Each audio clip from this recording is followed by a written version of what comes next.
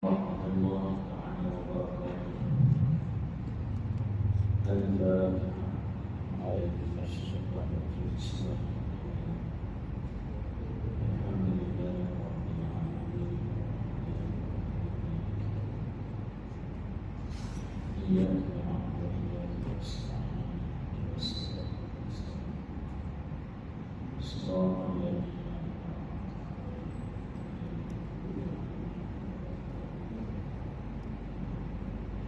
Bismillahirrahmanirrahim. Wassalatu wassalamu ala Rasulillah wa ala alihi wa asyhadu an la ilaha illallah wa anna sayyidina Muhammadan abduhu wa rasuluh.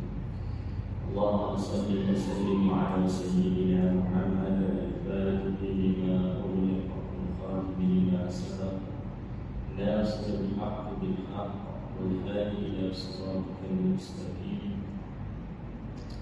وعلى آله وصحبه حق قدره ومقداره العظيم. اللهم فقهنا في الدين وعلمنا التأويل. اللهم فقهنا في الدين وعلمنا التأويل. اللهم ارزقنا فهم النبيين وهدى المرسلين بهذا الملائكة المقربين يا فتاه يا عليم افتح قلوبنا قلوب العاملين صلى لوجهك الكريم. نوينا التعلم والتعليم والتذكر والتذكير والنفع والانتفاع والإفادة والاستفادة والحث على التمسك بكتاب الله وسنة رسوله صلى الله عليه وسلم والدعاء إلى الهدى والدلالة الخير بتبرك مرضاته وقربه وثوابه سبحانه وتعالى. قال الله سبحانه وتعالى في القرآن الكريم: أعوذ بالله من الشيطان الرجيم وما أرسلناك إلا رحمة للعالمين. وقال النبي صلى الله عليه وسلم: إنما بعثت لأتمم مكارم الأخلاق.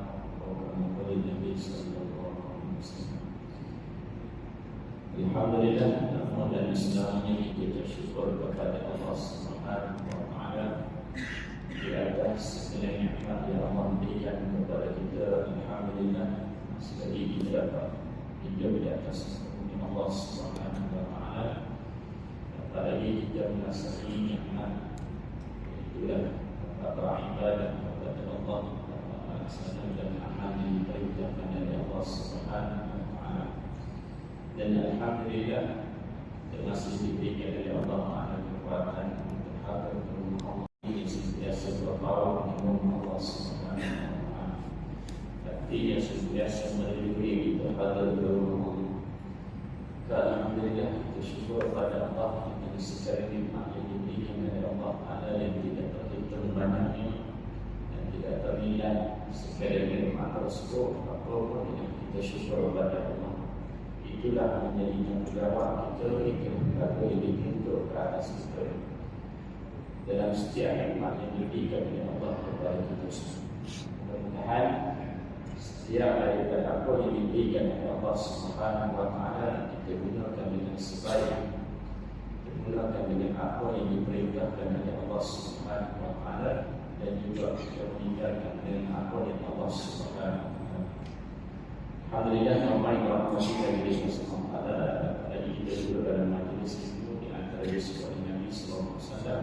Itulah antara tamu-tamu syukur yang mana sahaja melihat ada yang istilah halaqah titik. Itulah halaqah yang mana halaqah tersebut mengingati kepada Allah Subhanahu wa Ta'ala. Maka duduklah pada Nabi Sallallahu Alaihi Wasallam. Dan dia merupakan salah satu dari kami syukur ini.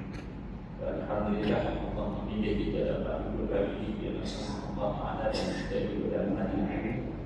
Mudah-mudahan kita sentiasa dalam rahmat Allah, diampunkan oleh Allah daripada dosa kita dan diangkatkan kedudukan kita di sisi Allah Subhanahu wa Ta'ala. Ramai rahmati dari sisi Allah Subhanahu wa Ta'ala. InsyaAllah pada malam ini saya kongsikan daripada perasaan sekadar peringatan muzakarah itulah daripada perbahasan tentang sifat bagi Allah Subhanahu wa taala, itulah dalam ilmu akidah.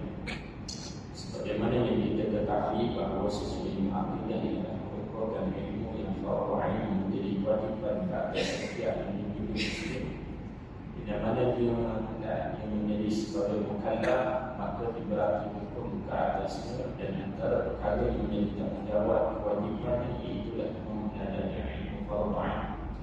Maka ilmu fardu ain disebutkan oleh para ulama berdasarkan daripada apa yang disebut hadis, dan itulah daripada hadis yang didatangkan oleh Jibril. Jika mana datang Jibril AS bertemu dengan Nabi SAW, ditanyakan dengan beberapa persoalan. Daripada soalan itulah maka ulama mengatakan 3 ilmu yang menjadi kewajipan fardu ain pada kita. Maka yang pertama ialah usul din, itulah ilmu yang membicarakan tentang berkaitan dengan asas kepada agama, itulah pegangan kepada pertama yang berarti dari Rasulullah Taala pada malam ini saya kongsikan daripada sifat yang disebutkan, sifat yang keempat daripada sifat yang wajib bagi Allah Subhanahu wa taala, itulah yang disebut sebagai sifat mukhalafatu ta'ala al-hawadis. Maka sifat ini sebagaimana yang kita ketahui dan sejahtera dari baca kita daripada akidah yang mungkin kita faridah, yang kita takbir kita habis kemudian yang kita faridah kita ingat akidah banyak. Apapun sekadar peringatan untuk kita sama-sama memantapkan lagi akidah kita, kefahaman kita dalam memahami tentang sifat bagi Allah Subhanahu wa taala. Asasnya itulah sekalian sifat yang wajib bagi Allah Subhanahu wa taala, itulah sekalian sifat kesempurnaan yang lain bagi Allah. Ataupun disebut kullu kamalin yaliqu bidzatihi ta'ala, sekalian kesempurnaan yang lain bagi zat Allah, itulah sifat yang wajib bagi Allah Subhanahu wa taala. Maka yang menghukumkan kepada sifat tersebut wajib dan wujud ataupun istihalah ataupun jawaz, itulah peranan daripada hukum akal yang kita pelajari. Kerana itulah hukum akal ini menjadi wasail dan wasail kepada maqasid, mana jalan untuk mencapai kepada maksud, itulah mengenal Allah. Maka jalan yang kita mesti memahami tentang hukum akal.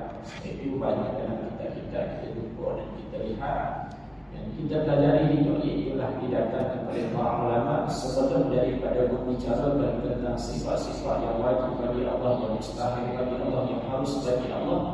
Maka didatangkan terlebih dahulu itulah perbahasan tentang apa dia hukum akal dan bagaimana memahami perbezaan antara hukum akal, hukum syara', hukum adat dan hukum ma'arad. Ini di antara yang kita pelajari, maknanya di dalam perbahasan di awal sebelum daripada kita memahami tentang sifat yang berkaitan dengan Allah Subhanahu wa taala. Kerana itu Bapak yang berhati dari dikasih Allah Taala, maka sekalian sifat tersebut sebagaimana kita sebut tadi, asasnya sekalian kesempurnaan sifat kesempurnaan yang lain bagi Allah, itu sifat yang wajib bagi Allah.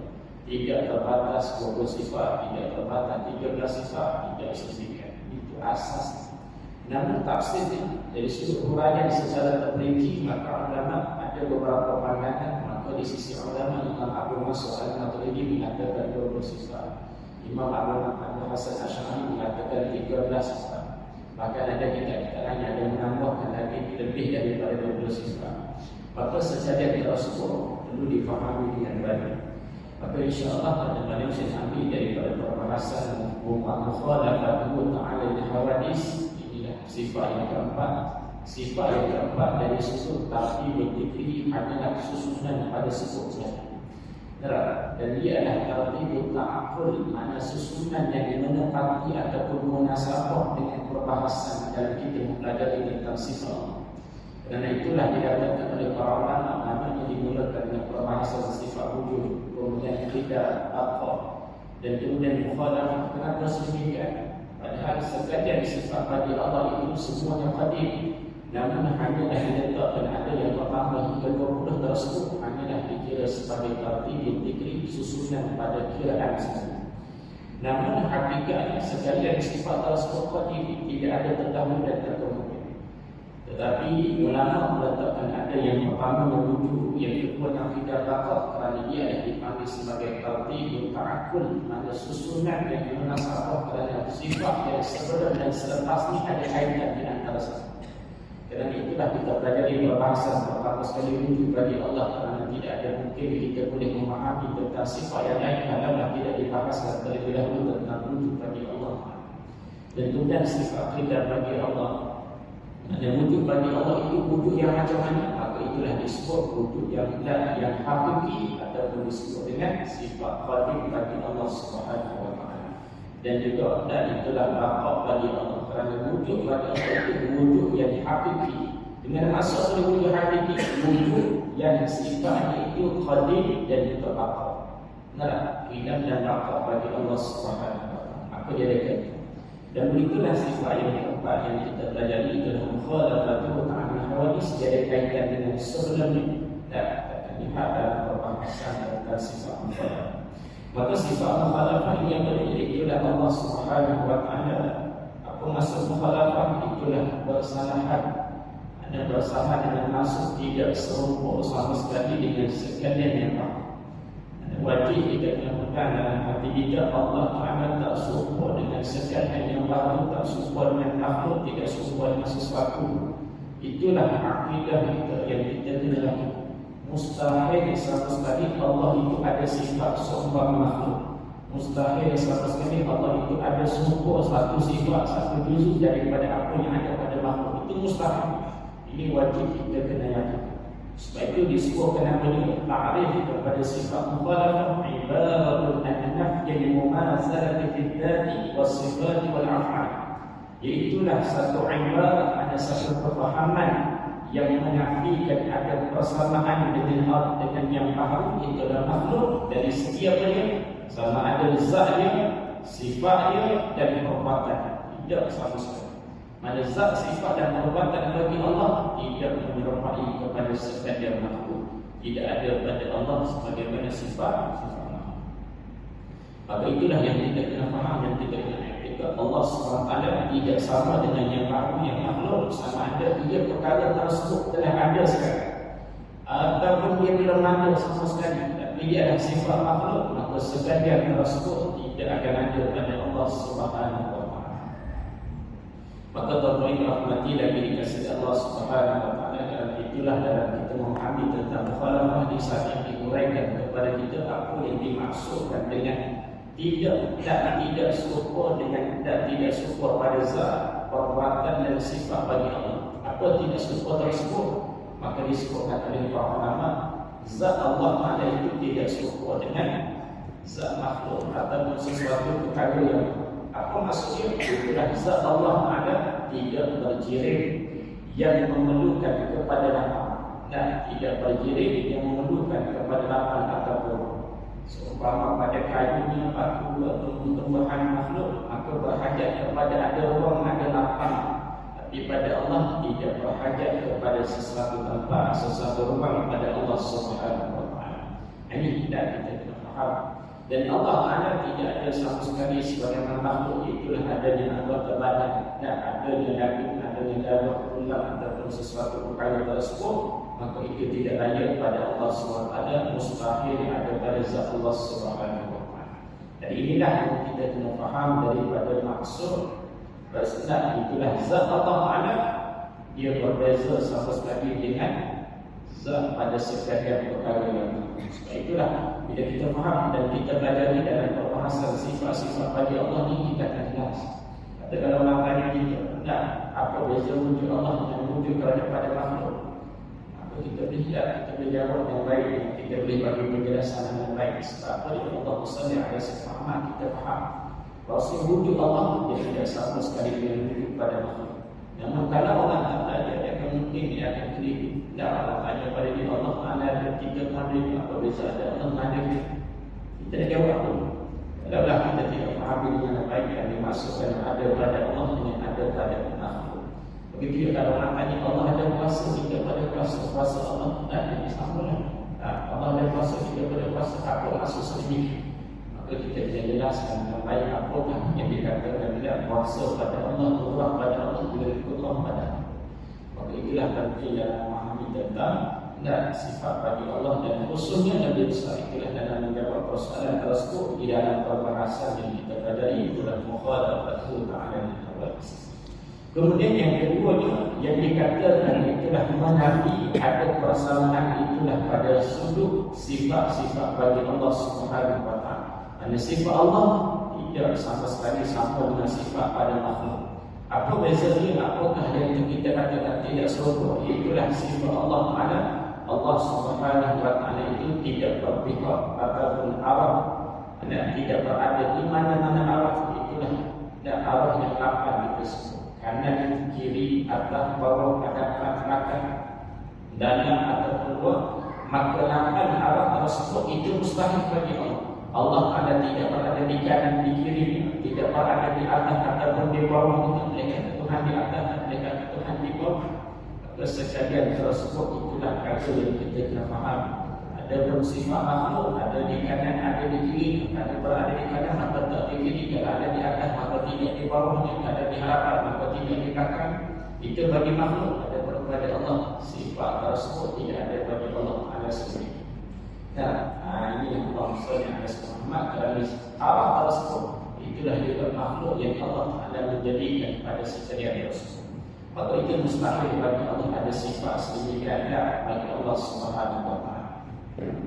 Dan kemudian di antara dikatakan sifat itu adalah perkara yang tidak bersamaan dengan makhluk itu adalah Allah Subhanahu wa taala tidak berada di mana-mana salah satu pihak atau mana tak boleh dikatakan Allah Taala ada dan tidak ada di mana-mana. Ada di mana-mana salah satu daripada pihak ataupun arah yang lapan tersebut. Tidak sama sekali. Allah Taala tidak ada sama sekali pada arah ataupun pihak. Itu tidak sama sekali. Dan itu antara juga yang dikatakan persalahan tersebut ialah Allah Subhanahu wa taala itulah tidak bergerak, tidak turun, tidak naik, tidak datang, tidak turun. Dan Allah Taala tidak bergerak sebagaimana makhluk yang bergerak. Allah Taala tidak turun sebagaimana makhluk yang di atas dia turun. Tidak sama sekali. Dan Allah Taala tidak naik sebagaimana kita naik kepada tangga, naik kepada atasnya. Maka itu adalah perkara yang makhluk ataupun kita sebut sifat bagi makhluk yang tidak layak bagi Allah Subhanahu wa taala. Ada pun hadis yang kita sebutkan dalam hadis yang biasa sebenarnya yang zikr Rabbuna itulah Allah Subhanahu wa taala turun. Maka itu disebut sebagai hadis mutasyabihah, hadis yang ada kesenaran yang menunjukkan Allah itu turun. Maka hakikatnya Allah Subhanahu wa taala yang disebutkan dalam hadis ini itu bukan yang dikatakan Allah yang turun, tapi yang disebutkan itulah yang zikr malaikat Rabb. Itulah yang diturunkan apa ini? Yang turun itulah malaikat Allah Subhanahu wa taala. Begitulah disebutkan oleh hidayah para ulama berkaitan dengan hadis yang disebutkan tadi ataupun dalam ayat-ayat yang kita pelajari yang disebutkan sebagai ayat yang mutasyabih. Dan kemudian ialah di antara dikatakan juga sifat Allah itu tidak sama dan tidak serupa pada perkara yang baru, itulah apa dia? Tidak berubah. Mana sifat pada Allah tidak berubah sebagaimana makhluk. Yang mana ada pada makhluk itu yang mana mungkin di awal yang besar kemudian dia berubah menjadi kecil, yang kuat menjadi lemah, yang tahu menjadi tidak tahu. Maka tidak bagi Allah Subhanahu wa taala. Allah Taala sifatnya dan dia yang maha dan dia kuasa, maka kuasa dia sedang dengan sifat qudrah tersebut.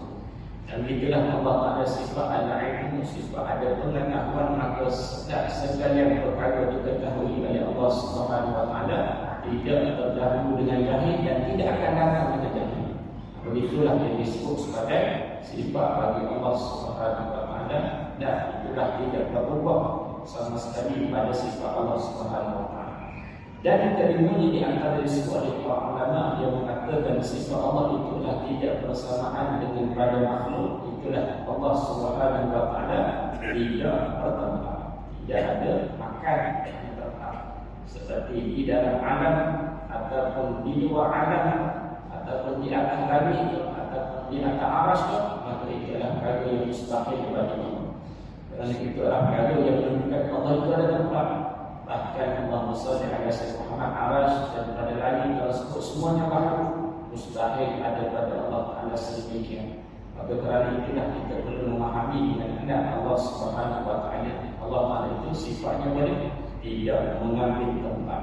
Allah itu ada yang tidak bertempat. Tempat yang berarti dari kasih Allah Subhanahu Wa Taala itulah di antara kita sebutkan tidak perbezaan ataupun persalahan pada sifat Allah Ta'ala dengan sifat makhluk. Adapun kita semua mengambil tempat, adapun kita semua yang mengambil arahnya dan tidak ada yang bergerak, ada turunnya, ada naiknya, itulah kita sebutkan di antara perbezaan. Dan Allah Subhanahu Wa Taala tidak terikat dan Allahumma shalli ala sayyidina tidak ada disebut, tidak bersifat kecil, besar, panjang, pendek dan lain-lain. Tidak ada pada Allah Taala. Tidak ada pada Allah Taala sedemikian kecil, besar, panjang, pendek, tidak ada. Itulah sifat makhluk yang tidak layak bagi Allah Subhanahu Wa Taala sekalian. Maka Bapak Ibu rahmati dari dikasih Allah Subhanahu Wa Taala, dan itulah kita sebutnya tentang perbezaan di antara ataupun yang dikatakan persalahan pada sifat Allah dengan sifat makhluk. Maka itulah di antara disebutkan oleh para ulama dalam kita memahami tentang persalahan tersebut. Yang ketiga adalah persalahan dari sudut perbuatan. Perbuatan Allah tidak bersamaan dengan perbuatan makhluk. Dan perbuatan Allah tidak bersamaan. Orang ada tidak Allah akan menjadikan sekian, kita pun menjadikan sekian perkara tersebut. Adakah maksudnya perbuatan kita dan perbuatan Allah itu sama? Tidak sama sekali. Perbuatan Allah iaitulah perbuatan yang boleh memberi kesan. Ada perbuatan yang boleh memberi kesan. Adanya taksir, adanya kesan daripada perbuatan tersebut. Adapun pada perbuatan makhluk tidak sedemikian. Perbuatan makhluk hanyalah ikhtiar saja. Hanyalah kasbi saja, mana usaha saja. Tidak ada yang memberi khas daripada perbuatan tersebut. Hakikat yang diberi khas adalah Allah. Yang memberikan kenyang adalah Allah. Bukan makan yang memberikan kenyang, bukan air yang menghilangkan dahaga, bukan hendak, bukan api yang menghanguskan, bukan air yang memasakkan, tetapi sekalian tersebut adalah Allah Subhanahu Wa Taala yang menjadi. Adapun semua itu adalah hak Allah atas sabab dan musabab yang dipanggil sebagai ikhtiar. Telah usaha kasbi. Nah, kita boleh duduk saja dan sebaiknya kita makan ada kita berkata. Oleh Allah yang baginya kita tetap makan. Kita ada usaha makan negara makan. Tapi yang memberikannya hakikatnya Allah Subhanahu Wa Taala. Kita dah ada minum hari. Apa air tersebut? Air itu adalah sebagai ikhtiar yang menghilangkan hari itu Allah. Akan lupa dan kita sakit ini pada sekian-sekian. Maka kita makan lupa. Lupa itu ikhtiar sahabat-sahabat kita boleh sembuh. Maka bila kita makan tersebut, ada orang sebut dengan tersebut, maka yang menyembuhkan itu Allah. Tetapi lupa itu hanyalah disebut sebagai ikhtiar. Maka itulah kita sebut perbuatan pada makhluk dengan perbuatan Allah berbeza. Perbuatan Allah itu memberi khas besar. Ada perbuatan makhluk itu hanyalah ikhtiar atau kasbi. Dan juga yang kedua adalah tidak memerlukan adat ataupun perkakas. Mana adat tidak ada adat, Allah Ta'ala tidak berhajat kepada sesuatu adat sekalipun dalam melakukan sesuatu. Perbuatan Allah tidak berhajat kepada adat. Umpamanya bila Allah Ta'ala tidak berhajat ada adat. Umpama kalaulah makhluk bila mana mendengar adanya telinga, mendengar dengan telinga dan melihat dengan mata ada adat. Jadi Allah SWT Muhammad berkata-kata bila ada mulut dan tidak ada sesuatu. Maka tidak bagi Allah Subhanahu Wa Taala, Allah Taala tidak berhajat kepada sesuatu alat, tidak berhajat kepada perkakas pun untuk nak melakukan sesuatu perkara tersebut. Dan inilah yang menunjukkan berbeza pada perbuatan Allah dengan perbuatan makhluk. Bahkan makhluk berhajat banyak kali kadang-kadang yang berhajat kepada sesuatu perkara yang lain. Itulah menunjukkan bahwasanya perbuatan makhluk sentiasa berhajat kepada Allah Subhanahu Wa Taala. Dan dia berhajat kepada sesuatu alat ataupun perkakas. Inilah makhluk. Adapun Allah berlawanan sama sekali itulah tidak berhajat kepada sesuatu. Yang ketiga, di antara perbuatan Allah dengan perbuatan makhluk itu, itulah perbuatan Allah bersalahan sama sekali dengan perbuatan makhluk. Kerana perbuatan Allah tidak mengambil sebarang faedah daripada perbuatan dan hukum hakam. Pada sekalian apa yang Allah Ta'ala jadikan tersebut dan sekalian ketetapan yang Allah Ta'ala tentukan pada hukum hakam syariat undang-undang itu ada wajibnya, ada makruhnya, ada sunnahnya, ada haramnya. Adakah sekalian hukum tersebut faedah kembali pada Allah? Hakikat faedah itu kembali pada makhluk. Yang melakukan yang diwajibkan oleh Allah, maka faedah dapat pada makhluk. Yang dilakukan perkara sunat, faedah juga dapat pada makhluk. Yang ditinggalkan yang haram, faedahnya juga pada makhluk. Ini ada pada Allah Ta'ala berhajat kepada faedah daripada setiap perbuatan atau hukum tersebut. Dan begitulah setiap kejadian yang Allah jadikan dalam setiap kehidupan kita makhluk ini, maka sekalian tersebut tidak ada apa-apa yang Allah Ta'ala berhajat faedah daripada perbuatan tersebut. Dan Allah itu sifatnya kaya yang tidak berhajat kepada sesuatu. Adapun pada makhluk, setiap perbuatannya, setiap pekerjaan dia tersebut berhajat. Nah, dikerja sebab nak dapatkan.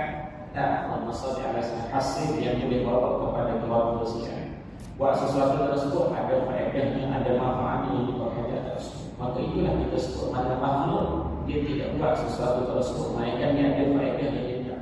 Kerana ada perkara yang tidak dapatkan daripada perbuatan tersebut. Maka itulah bagi makhluk itu sendiri. Ada pada perbuatan Allah Ta'ala tidak mengambil faedah daripada perbuatan dan hukum hakam tersebut.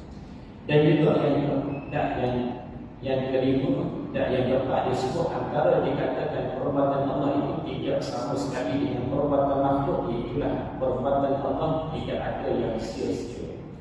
Karena Allah Ta'ala tidak melakukan sesuatu perkara, mereka pasti ada faedah dan ada hikmah daripada sekalian apa yang dijadikan oleh Allah Subhanahu Wa Taala. Nah, itulah pentingnya kita melihat dalam setiap kejadian daripada apa yang Allah jadikan tersebut, pastinya itu ada di Allah yang Allah mendatangkan hikmah yang kita sendiri mungkin tak nampak hikmah tersebut. Sampai masa kita akan nampak hikmah daripada setiap kejadian yang berlaku dalam kehidupan. Karena itulah apa yang kita hadapi, ada terkadang yang kita boleh capai, ada yang kita tak boleh capai. Sebab itulah menunjukkan yang menjadikan perkara tersebut bukan kita, tapi Allah Ta'ala. Allah yang menentukan, Allah yang menjadi. Nah, sebaiknya apa yang berhenti dari kita semua maka sekalian yang berlaku tersebut yang terkadangnya tidak dengan apa yang kita kehendaki, maka itu semuanya ada hikmah daripada Allah. Bukan Allah menjadikan perbuatan tersebut sia-sia, bukan sengaja, bukan hikmah. Kata yang mana Allah SWT Muhammad yang tidak ada faedah, tapi semuanya ada hikmah yang Allah datangkan daripada setiap kejadian tersebut.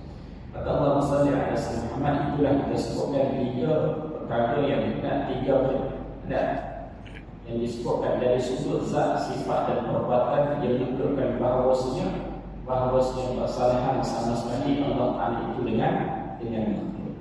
Dan ayat yang sangat jelas di dalam Al-Quran yang Allah menyatakan dalil daripada Al-Quran Al-Karim yang menjadikan Allah itu tidak sama sekali dengan makhluk, itulah dalam ayat yang disebutkan dalam surah Asy-Syura.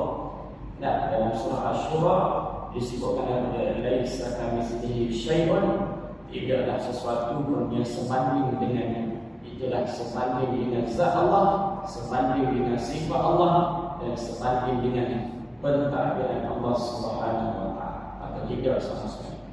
Ketahui rahmati dari dirinya SWT, ayat ini jelas dan menunjukkan Allah ada tak sesuatu sama sekali dengan sesuatu perkara ini. Dan juga kata Ubay bin Ka'ab menunggu apa dia anna al-musyrikin qalu li Rasulillah sallallahu alaihi wasallam unsur lana rabbana fa anzalallah qul huwallahu ahad Allahus samad. Ubay bin Ka'ab sebab ada orang musyrikin minta kepada Rasulullah apa dia minta unsur lana rabbana, sifatkanlah Tuhanmu itu kepada kami.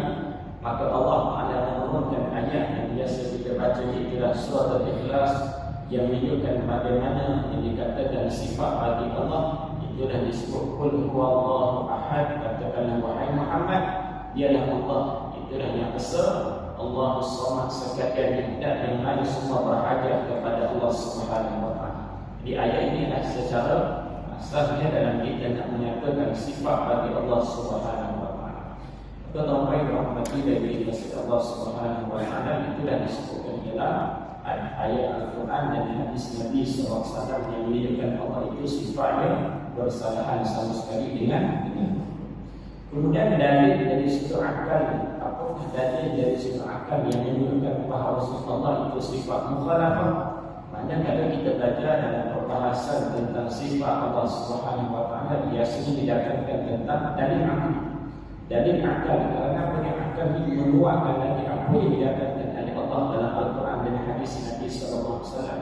Kerana mesti akal yang sihat akan menunjukkan, menguatkan lagi apa yang telah dikatakan di dalam Al-Quran dan hadis Nabi SAW.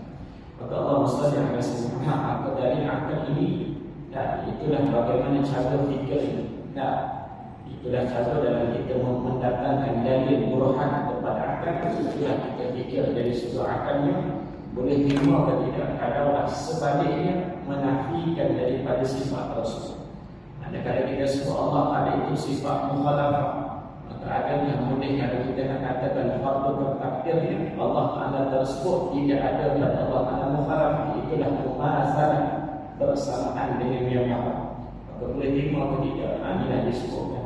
Jika Allah Ta'ala serupa dengan sesuatu yang maha, takdir dan sedemikian kalau Allah Ta'ala serupa dengan sesuatu yang maha, itulah makhluk, maka tentulah dikatakan Allah itu maha juga.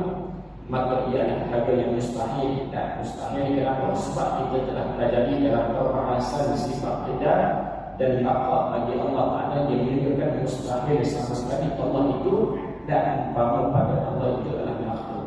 Maka inilah kita telah pelajari dalam perbahasan kedar dan baqa. Kerana itulah dibahaskan terlebih dahulu kedar dan baqa bagi Allah Subhanahu wa Ta'ala.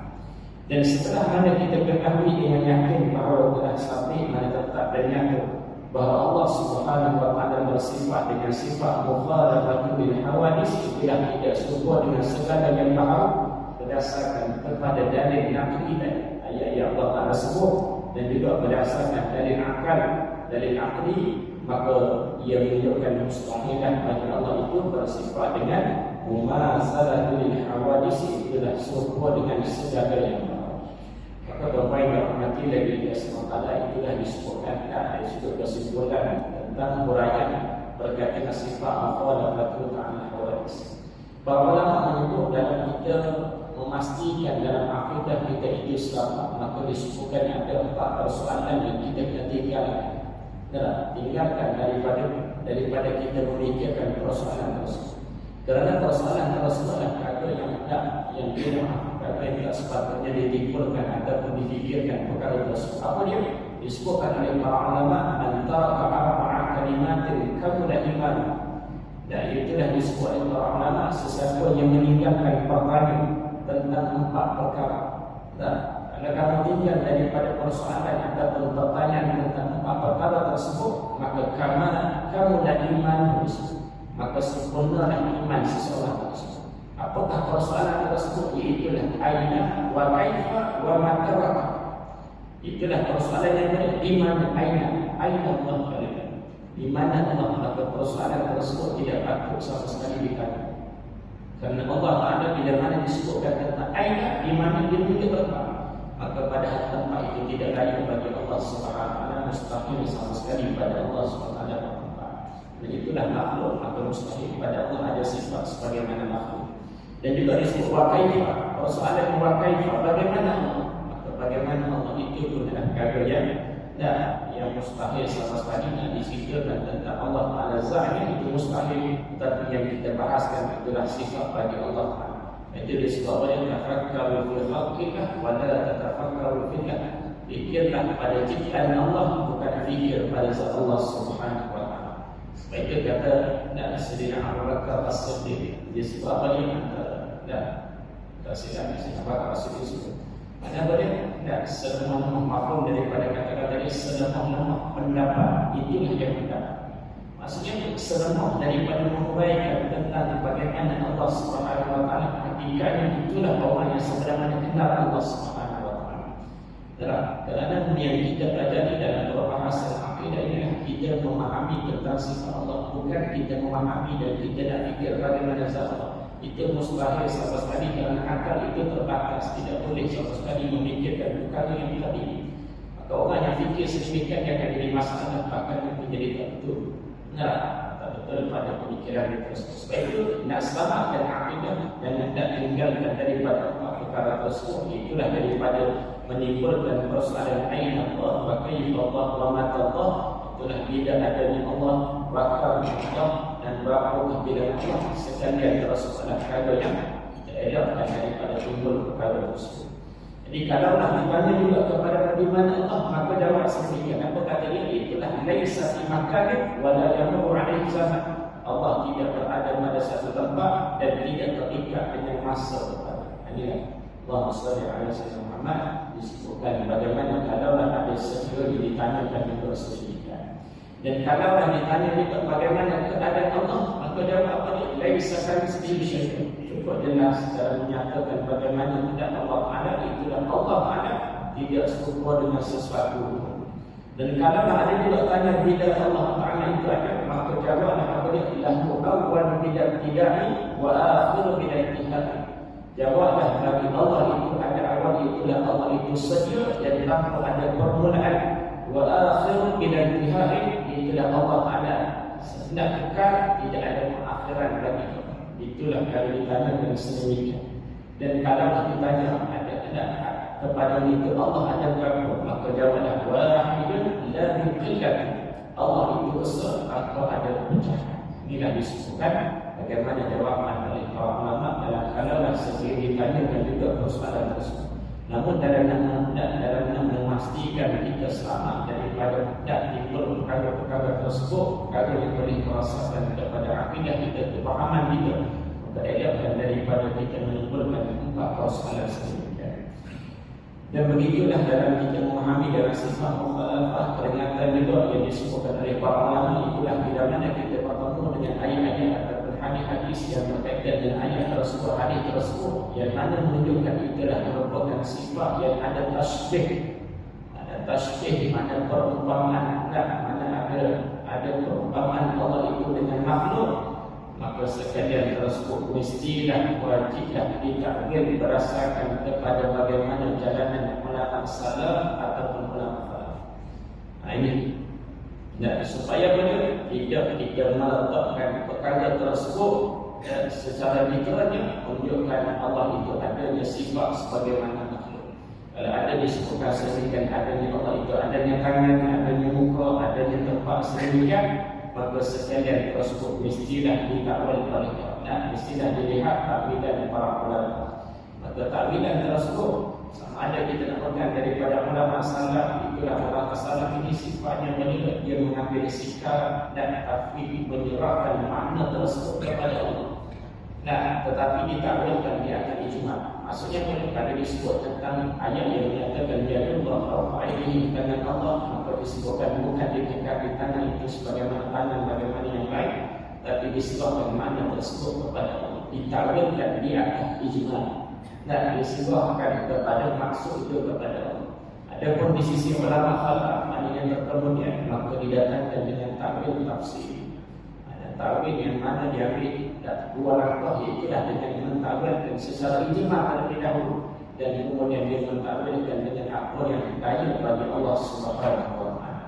Jadi inilah kata yang disebutkan kepada kita dalam kita memahami tentang ayat-ayat ataupun hadis yang mutasyabihat. Supaya dalam kitab Tahzib disebutkan kepada fa'idah wajadta fi kalamillah atau kalami rasulih ma yuhimul mumasalata fala ta'taqid dhahirahu li ijma'il ulama'i ala ta'wilihi ay sarfihi al-dhahiri.